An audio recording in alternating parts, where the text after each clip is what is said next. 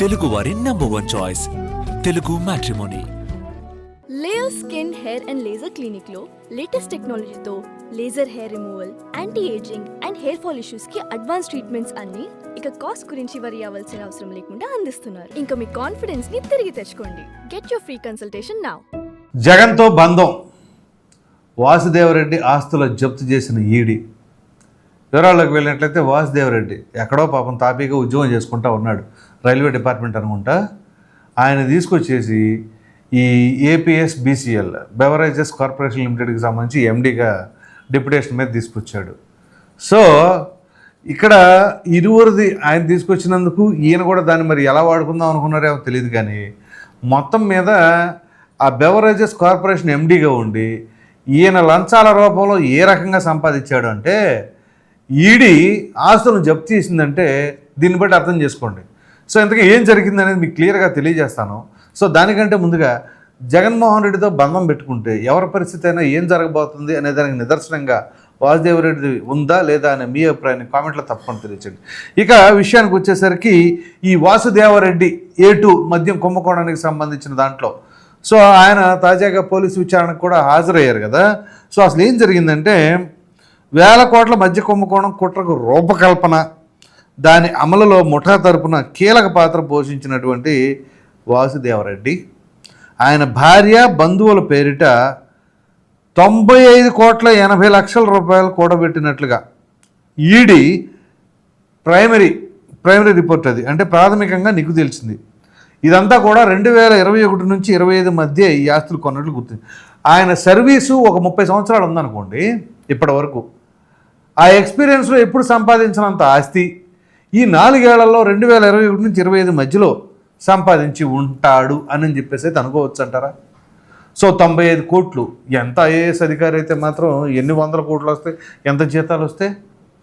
కానీ ఈ 4 ఏళ్లలో ఆయన 95 కోట్లు ఈ రకంగా అక్రమంగా సంపాదించినట్లు ఈడీ గుర్తించిందంటే అర్థం చేసుకోండి.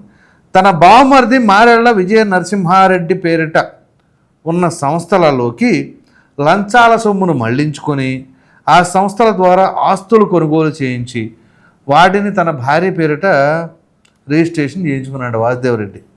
అది ఇదంతా కూడా ఎవరు నిర్ధారించారు? మీరు నేను కాదు, ఈడీ నిర్ధారించింది. సో ఇందులో కొంత మొత్తాన్ని దాచినట్లు గుర్తించారు. వాటి మూలాలు వెలికి తీసేందుకు దర్యాప్తు కొనసాగిస్తుంది.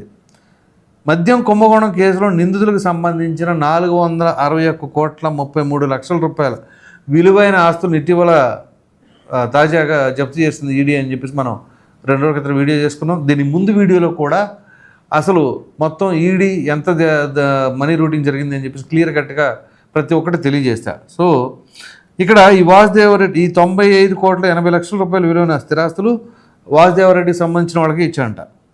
సో కొల్లగొట్టిన సొంతం వాసుదేవరెడ్డి ఎలా మనీ లాండరింగ్ చేశారో ఈడీ దర్యాప్తులో వెలుగుస్తుంది. సార్ ఈయన ఏం చేశాడో చూద్దాం.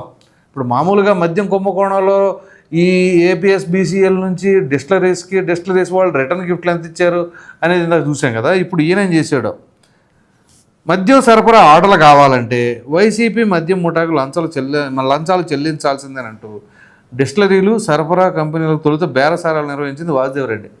అసలు డీల్ మొదలుపెట్టిందే ఈయనంట. లంచాల్లో కొంత అతనికి చేరిందని ఈడీ తెలిసింది. మళ్ళీ ఈయనకు పార్ట్నర్ షేర్, అందులో ఈయన షేర్ వేరు, వాళ్ళ షేర్ వేరు, ట్రాన్స్పోర్టేషన్ ఛార్జెస్ మళ్ళీ దాని ఫేర్ వేరు, షేర్ వేరు. చూడండి. So B9 beverages limited BBL అనమాట. 2019 నవంబర్, డిసెంబర్, 2020 జనవరి నెలల్లో APSBCL అంటే 2019 నవంబర్, డిసెంబర్, 2020 జనవరి ఈ 3 నెలల మద్యం సరఫరా ఆర్డర్లే ఇవ్వలేదట. ఎందుకని? BBL క్లస్టర్ మేనేజర్ మహేష్ రెడ్డిని వాసుదేవరెడ్డి పిలిపించి ఆర్డర్లు కావాలంటే తనకు ఒక్కో కేసుకు 65 నుంచి 78 రూపాయల చొప్పున లంచం ఇవ్వాలి డిమాండ్ అట. సో ఒక్కో కేసుకు 65 నుంచి 78 రూపాయల చొప్పున లంచం ఇవ్వాలని డిమాండ్ చేశారట. ఇది పరిస్థితి. ఈయనకి ఇచ్చి వాళ్ళకి ఇచ్చి వీళ్ళందరూ ఎవరి నెత్తి మీద చెటకోపం పెడతానికి జనాలు నెత్తిన. సో అందుకు అంగీకరించడంతో ఆ సంస్థకు ఆర్డర్ లభించాయి. మహేష్ రెడ్డి అనే వ్యక్తి ఓకే అన్నాడు. ఏం పోయింది, నీది నాది ఏం పోయింది, దేకేది ప్రజల దాంతో అయితే సీటుతో అయితే ఎంత దూరం దిగేస్తాం మనం. అది వాసుదేవరెడ్డి బామ్మర్ది అదే విజయ నరసింహారెడ్డి అట నిర్వహణలో Randeep enterprises, Asifa marketing services, Venkateswara enterprises, VNR global వంటి సంస్థలతో బీబీఎల్ మార్కెటింగ్ అడ్వర్టైజ్మెంట్ ఒప్పందం కుదుర్చుకుంది. ఆ సంస్థల ద్వారా ఎలాంటి సేవలు పొందకుండానే పొందినట్లుగా చూపించి వాసుదేవరెడ్డికి లంచంగా చెల్లించాల్సిన సొమ్మును బీబీఎల్ అంటే డైరెక్ట్గా ఇప్పుడు ఆయనకి మనం ఈ డబ్బులు ఇచ్చామంటే ఎందుకు ఇచ్చామంటే ఇది అడ్వర్టైజ్మెంట్ చేశారు, అది ఇది చూపించుకోవడం కూడా ఈ బిల్డప్ చేసి ఆ ఖాతాలో జమ చేశారు. సో అవన్నీ వాసుదేవరెడ్డి పేరిట ఆస్తులుగా వాళ్ళ భార్య పేరిట ఉన్న ఆస్తులుగా గుర్తించింది ED. So pearl distilleries private limited నుంచి వాసుదేవరెడ్డి 20 కోట్ల లంచం నేరుగా తీసుకున్నారట. ఏపీఎస్ బీసీఎల్ డిపోల నుంచి ప్రభుత్వ దుకాణాలకు మద్యం సరఫరా చేసే రవాణా కాంట్రాక్టును సిగ్మా సంస్థకు తెలుసు కదా. ఈ సిగ్మా సంస్థకి మళ్ళీ కారుమూరి నాగేశ్వరరావు ఎక్స్ మినిస్టర్ ఆయనకి లింకప్. వాసుదేవరెడ్డి కీలక పాత్ర మద్యం కుంభకోణం నిందితుడు ఈశ్వర్ కిరణ్ కుమార్ రెడ్డితో కలిసి ఈ అక్రమానికి తెరలేపారు. రవాణా ఛార్జీలను భారీగా పెంచేసి ఏదైతే 13 రూపాయలు ఉండదో దాన్ని 34 రూపాయలు చేశారు కదా ఏకంగా. అది ప్రభుత్వ ఖజానా నష్టం కలిగించారు. తద్వారా వారు అనుచిత లబ్ధి పొందారు. అసలు అబ్బో వీళ్ళందరికంటే వాసుదేవరెడ్డి గట్టిగా తినేసాడుగా. ఇప్పుడు మనం సాధారణంగా ఇప్పటిదాకా రాజకేశ్ రెడ్డి వీళ్ళు అనుకున్నాం. ఒక ఎండీగా ఉండి ఐఏఎస్ క్యాడర్ అధికారి గట్టిగా మేసేసాడు అంటే ఇక దొరికితే అందరం దొరుకుతాం, అందరితో పాటు నేను కూడా ఒకడినే. ఇప్పుడు నేనేమి తినకపోయినా దొరుకుతా, ఏది తిన్నట్టుగా అంటే ఎట్లా ఇప్పుడు వాళ్ళకి సహకరించాను కాబట్టి ఖచ్చితంగా దొరుకుతాం, అప్పుడైనా తప్పదు. అదేదో దొరికిదాం కాబట్టి తినేసేద్దాం, దొరికామనుకో అందరం దొరుకుతాం, దొరకలేదనుకో బ్రహ్మాండంగా ఎంజాయ్ చేసుకోవచ్చు. ఇది స్కిచ్ అక్కడ. సో ఆయన భార్య కల్పనారెడ్డి, బామ్మర్ది విజయ నరసింహారెడ్డి, మామ పుల్లారెడ్డి, వారికి చెందిన VNR dairy products, VNR global, Shri Lakshmi Narasimhaswamy milk chilling point తదితర సంస్థలకు మళ్లించారు. ఆ సొత్తుతో ఆ సంస్థల స్థిరాస్తులు, భూములు కొన్నట్లు ఈడీ గుర్తించింది. వాటి మార్కెట్ విలువ 95,80,00,000 రూపాయలు. ఇక్కడి నుంచి మొదలైంది కొనుగోలు. ఎక్కడెక్కడ ఏమేమి కొన్నాడు, ఎన్ని ఎకరాలు ఏంటి. ఎన్టీఆర్ జిల్లా జగ్గైపేట మండలం గౌరవరంలోని 49,05,00,000 విలువ చేసే 34 ఎకరాల వ్యవసాయ భూమిని పుల్లారెడ్డి, విజయ నరసింహారెడ్డి, వాసుదేవరెడ్డి భార్య కల్పనారెడ్డి పేరిట 2022లో గిఫ్ట్ డీడ్ చేశారు. VNR dairy products limited, Kalpanareddy, Vijaya Narasimhareddy భాగస్వాములు. కుంభకోణం సొత్తులో కొంత భాగాన్ని వాసుదేవరెడ్డి ఆ సంస్థలకు మళ్లించారు. ఆ డబ్బుతో ఆ సంస్థ తెలంగాణలోని వికారాబాద్ జిల్లాలో 34,33,00,000 విలువైన ఆస్తులు కొన్నది. హైదరాబాద్లో గండిపేట వెన్సా బ్రిడ్జ్లో 1,40,00,000 విలువైన విల్లాను విఎన్ఆర్ డైరీ కొనుగోలు చేసింది. దాన్ని కల్పనారెడ్డి పేరిట రిజిస్ట్రేషన్ చేశారు. విజయ నరసింహారెడ్డి యాజమాన్యంలోని విఎన్ఆర్ గ్లోబల్ సంస్థలోని మద్యం ముడుపుల సొమ్ము 7,96,00,000 చేరింది. ఈ సంస్థ పేరిట తెలంగాణలోని మహేశ్వరంలో 3,872.17 చదరపు గజాల ఫ్లాట్ను కొన్నారు. దీని మార్కెట్ విలువ 8,51,00,000.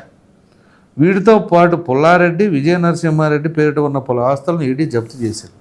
ఇక్కడ నాకు అర్థం కాదు, ఇన్నిన్ని కోట్లు, ఇన్నిన్ని విల్లాలు, ఇన్నిన్ని వేల ఎకరాలు, 100 ఎకరాలు పోగేసి ఏం చేద్దామని, దేనికి ఇవన్నీ? ఒక వ్యక్తి నిరాడంబరంగా కాకుండా విలాసవంతమైన జీవితం గడపాలి అంటే ఎన్ని 100 కోట్లు కావాలి. సంపాదించుకోవడానికి మార్గాలు ఉన్నాయి కదా, అంత జెన్యున్గా సంపాదించడం. అలాంటి వాడికి విలాసవంతంగా జీవితం గడిపే ఆస్కారం భగవంతుడు ఇవ్వలేదని అర్థం చేసుకోవాలి. అన్యాయంగా అవినీతి అక్రమంగా చేసి కాదు. ఇప్పుడు ఉదాహరణకు నేను చెప్తాను. పెమసాని చంద్రశేఖర్ గారు ప్రజెంట్ సెంట్రల్ మినిస్టర్, ఆయన బ్రహ్మాండంగా ఆయన టాలెంట్ ఉంది, డాక్టర్ అయ్యారు, విదేశాలు వెళ్ళాడు, సంపాదించుకున్నాడు, వచ్చాడు, మొత్తం వైటే, రూపాయి బ్లాక్ మనీ లేదు. అలా మీ దగ్గర టాలెంట్ ఉంటే సంపాదించుకోండి. ఆ అధికారాలని లేకపోతే మనకున్న పదవుల్ని అడ్డం పెట్టుకొని దోచేసేది ఏంటి ఇక్కడ? చివరికి ఈయన సర్వీస్లో ఎప్పుడు కూడా ఇట్లాంటి పాల్పడ్డాడో లేదు తెలియదు కదా. జగన్మోహన్ రెడ్డి గారు పిలిపించిన తర్వాత వచ్చాడు, ఈయనకి మంచి అలాబాలే, ఇక అంతే మొదలైంది. ఈ దొంతిరెడ్డి వాసుదేవరెడ్డి అనే వ్యక్తి వైఎస్ జగన్మోహన్ రెడ్డితో బ్రహ్మాండంగా బంధం కలుపుకున్న తర్వాత మొత్తం సర్వమంగళం అయిపోయాడు. ఇప్పుడు ఈయన భార్య, ఆవిడ పేరు మీద కల్పనారెడ్డి అంట ఆవిడ. సో ఆవిడ పేరు మీద ఆస్తులు. మరి ఏంటిది ఇప్పుడు ఈడీ అక్కడ పట్టుకున్నది ఎవరు? మీరు, నేను కాదు. సో దీన్ని బట్టి వీళ్ళ యొక్క వ్యవహార శైలి ఏంటి అర్థం చేసుకోండి. మనకు ఎదురు లేదు, మనకు ఎవరు లేరు, ఆపేవాళ్ళు లేడరు అనుకున్నారేంటి? ఇవాళ కాదు రేపు రేపుగా తెలియదు. ఏం చేసుకుంటారు? ఇంత ఆస్తులు పోగేసి అక్రమంగా సంపాదించి అక్కడ కోట్లు ఇక్కడ కోట్లు, ఇంకా చాలామంది పాపం 3 పూట్ల సరైన భోజనం దొరక ఇబ్బంది పడుతూ ఉంటే ఇలా ఆస్తుల్ని ఇలా అధికారాలని పదవుల్ని అడ్డం పెట్టేసి దోచేసుకుంటే ఏం చేద్దామని చూసాం కదా. మొన్న ఈ మధ్య కోవిడ్ వచ్చింది. ఇట్లా అవినీతి అక్రమాలతో గట్టిగా సంపాదించిన వాళ్ళు కూడా ఎంత సంపాదించుకున్నా ప్రాణాలు నిలబెట్టుకోలేరు. అంతా దైవేచ్ఛ. కొంతమంది లక్షలు ఖర్చు పెట్టినా వెనక్కి బాడీ కనీసం ఆఖరి చూపు కూడా ఇంట్లో వాళ్ళు చూసుకోవడానికి నోచుకోవాలా. ఎందుకలాగా అంటే ఇక అదంతే, చేసిన పాపాలు ఊరకనే పోవని అలాంటి దుస్థితి. కాబట్టి అంటే నేను అందరిని అనట్లేదు, కొంతమంది ఎక్కువగా కోవిడ్ ఇంపాక్ట్ అయ్యి మరణించిన వారిలో డబ్బున్న వాళ్ళు ఎక్కువగా ఉన్నారు. సో పాపం చివరికి ఆఖరి చూపు కూడా చాలామంది నోచుకోలేని పరిస్థితి. అందులో కొంతమంది మరీ దురదృష్టకరమైన పరిస్థితులు ఉన్నాయి. సో ఇప్పుడు అంటే నేను ఎందుకు చెప్తున్నానంటే, ఎందుకు ఇంత కక్కుర్తిపడి ఇంత ఆయాసపడి సంపాదించి ఏం చేద్దామని లేనిపోయిన కేసులు నెత్తినేసుకొని మిగతా శాశ్వత జీవితం అంతా కూడా జైల్లో గడుపుకోవడానికా?